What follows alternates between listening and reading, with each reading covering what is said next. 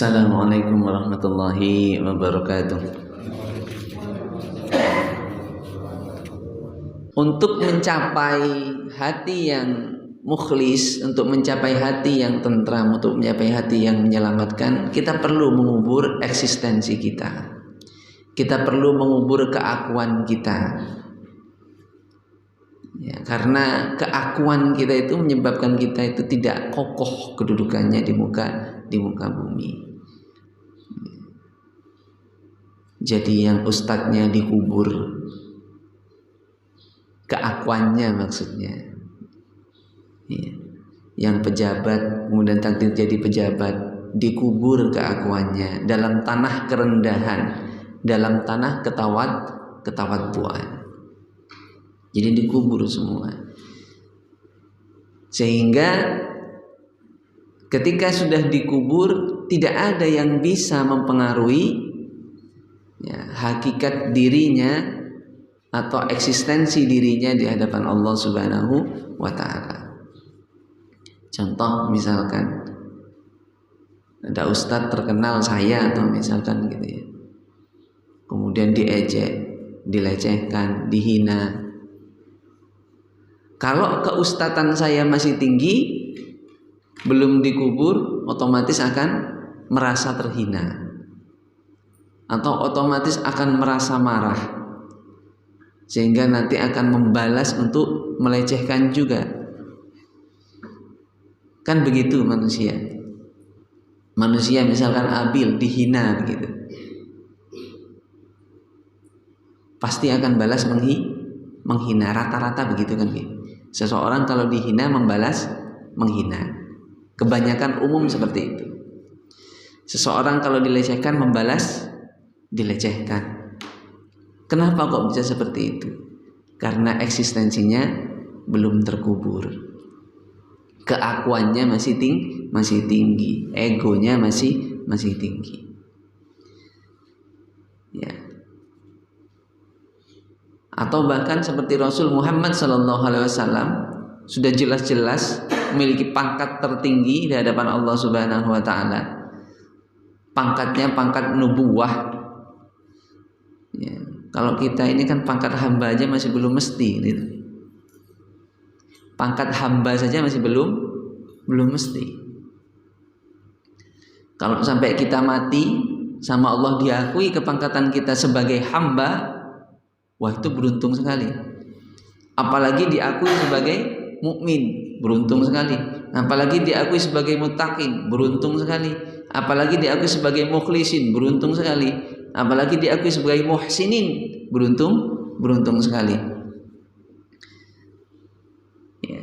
Kita diakui sebagai hamba saja sudah beruntung. Ya. Kenapa?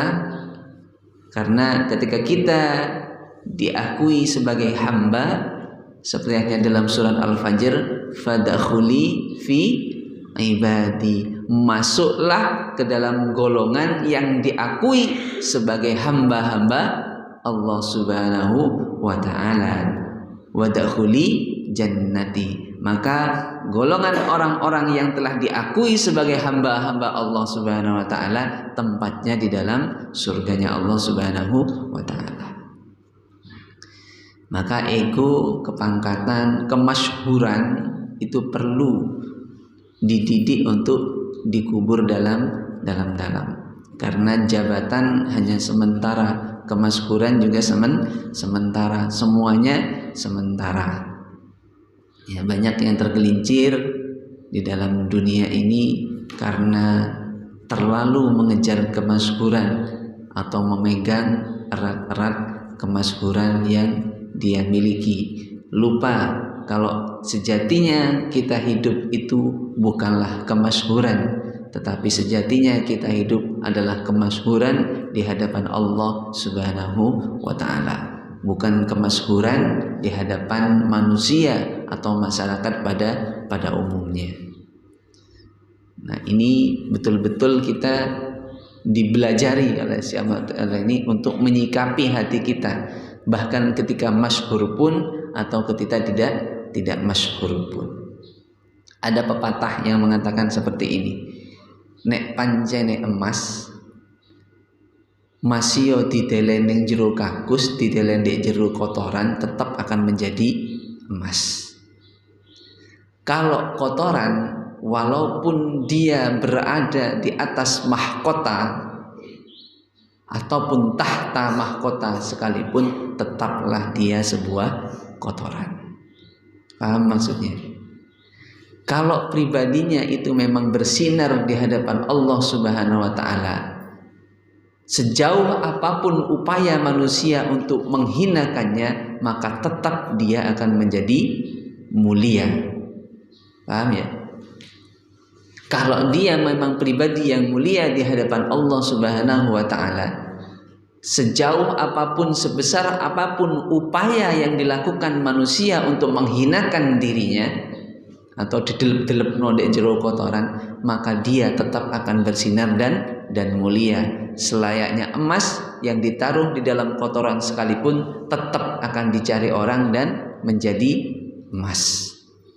Tetapi kalau dia itu kotoran, dieluh-eluhkan, disanjung-sanjungkan, diagung-agungkan seperti apapun, bahkan ditaruh di atas mahkota raja sekalipun, maka dia tetap sebuah kotoran. Ini perlu dicamkan baik-baik semenjak dini. Begitu. Nah, ini maksudnya. Tidak perlu kita mengejar kemasyhuran, tapi yang kita kejar adalah kemanfaatan. Boleh ngejar jabatan, tapi misalkan jabatan itu digunakan untuk kemanfaatan dan kemaslahatan, bukan kemasyhuran pribadi. Jadi kemasyhuran itu diupayakan, dipendam sendiri masing-masing, ditekan, karena itulah nanti yang akan membuat kita tergelincir. Seperti halnya cerita di sisi lain daripada iblis. Iblis sebelum dia dilaknat, iblis itu masyhur. Sebelum iblis itu dilaknat, sebelum diciptakannya Nabi Adam, iblis itu masyhur. Di kalangan para malaikat juga masyhur, terkenal sebagai hamba Allah yang sangat taat. Terkenal sebagai hamba Allah yang sangat taat, masyhur sekali. Tetapi ketika dites atau diciptakan Nabi Adam, kemudian diperintah untuk bersujud kepada Nabi Adam, langsung keluar perkataan, saya lebih mulia. Ana khalaqtahu min nar wa khalaqtahu min tin. Aku engkau ciptakan dari api, aku diciptakan dari cahaya yang membara, yang menyala-nyala ya Allah, sedangkan dia engkau ciptakan dari tanah yang hina. Enggak sudi aku sujud padanya. Mulailah dia tergelincir. Kenapa? Kemasyhuran telah menguasai dirinya sehingga dia lupa asalnya lam yakun syai'am madhkura. Lam yakun syai'am madhkura. Maka kita perlu mengingat ketika kita nanti ditakdir Allah masyhur, ingat betul bahwasannya kita ini pernah mengalami fase lam yakun syai'an madhkura. Fase yang mana sebelum menjadi kita dipandang saja jijik, kena injak saja jijik. Kemudian dipoles oleh Allah Subhanahu wa taala, diadakan oleh Allah Subhanahu wa taala, jadilah kita muncul seperti sekarang ini sehingga bisa dipandang orang, disentuh juga tidak jijik, dicium juga tidak jijik, dipeluk juga tidak jijik. Nah, kita perlu memahami kita semuanya pernah mengalami fase-fase itu sehingga kita betul-betul menjadi pribadi yang rendah hati, menjadi pribadi yang tawadhu. Setinggi apapun kemasyhuran tetap tawadhu. Setinggi apapun pangkat dan derajat, keakuannya tetap terpendam di dalam tanah kerendahan sehingga dia bisa tumbuh subur menggapai langit, bahkan menggapai Allah Subhanahu wa taala.